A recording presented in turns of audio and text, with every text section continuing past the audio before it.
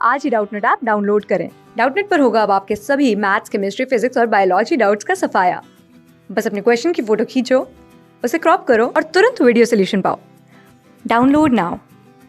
Hello students, यहाँ question given है। Question कह रहा है कि the resistance of a wire of length आपका दे रखा है 20 सेंटीमीटर, उसका रेसिस्टेंस है आपका 5 ओम। अब उस वायर को स्ट्रेच करके 40 सेंटीमीटर कर दिया जा रहा है, तो बोल रहा है कि अब बताओ कि अब रेसिस्टेंस कितना हो जाएगा। ठीक है, तो सबसे पहला जो पॉइंट है इस क्वेश्चन को अगर थोड़ा सा डायग्राम के थ्रू समझे तो आपका स्टार्टिंग में क्या है कि इस वायर का समथिंग लाइक ये कुछ आपका वायर है और इस वायर का लेंथ अभी आपका दे रखा है एल जो है आपका 20 सेंटीमीटर है। ठीक है, और इस टाइम पे आपका जो रेसिस्टेंस है आपका 5 ओम है। ठीक है, अब इसी वायर का हम लोग क्या कर रहे हैं कि इस वायर का लेंथ को जस्ट दोगुना कर दे रहे हैं। दोगुना मतलब ये 20 सेंटीमीटर है तो अब इसको कितना कर दे रहे हैं, 40 सेंटीमीटर कर दे रहे हैं। ठीक है, अब अगर इसको हम लोग 40 सेंटीमीटर कर रहे हैं तो अब आपसे बोल रहा है कि अगर ये लेंथ अब जाकर के आपका 40 सेंटीमीटर हो जाता है तो बताओ कि इसका रेसिस्टेंस का वैल्यू कितना होगा। ठीक है, तो आपका स्टार्टिंग में जो लेंथ है वो हमारा कितना है, स्टार्टिंग में लेंथ आपका 20 सेंटीमीटर है एंड बाद का जो लेंथ है अगर मैं इसको फिलहाल के लिए L1 कह दूं और जो बाद का लेंथ है L2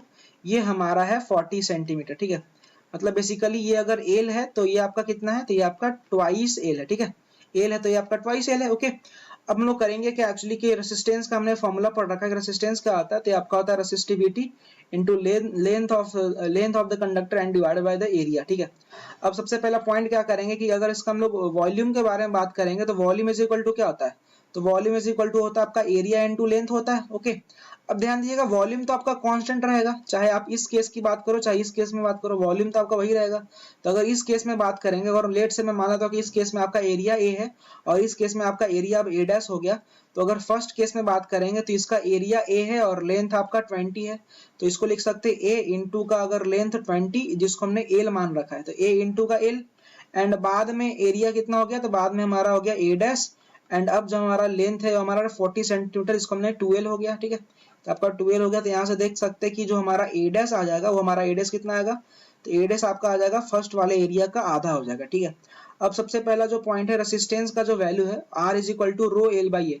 जब आपका लेंथ एल था, जब आपका लेंथ एल था उस टाइम पे रेसिस्टेंस दे रखा आपका 5 ओम के बराबर है। ओके, अब आपसे बोल रहा है कि बताओ जब आपका आर डैश का वैल्यू बताओ, जब आपका ध्यान दीजिएगा रेसिस्टिविटी वही रहेगा, लेंथ अब क्या हो गया, तो दो गुना हो गया है।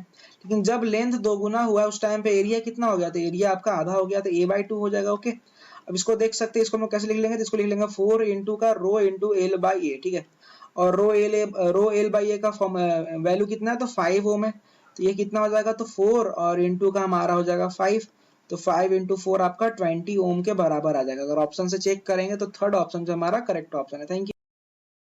क्लास 6 से 12 से लेके नीट, IIT, JEE मेंस और एडवांस के लेवल तक 10 मिलियन से ज्यादा स्टूडेंट्स का भरोसा। आज ही डाउनलोड करें डाउटनेट ऐप या व्हाट्सएप कीजिए अपने डाउट्स 8400 400 400 पर।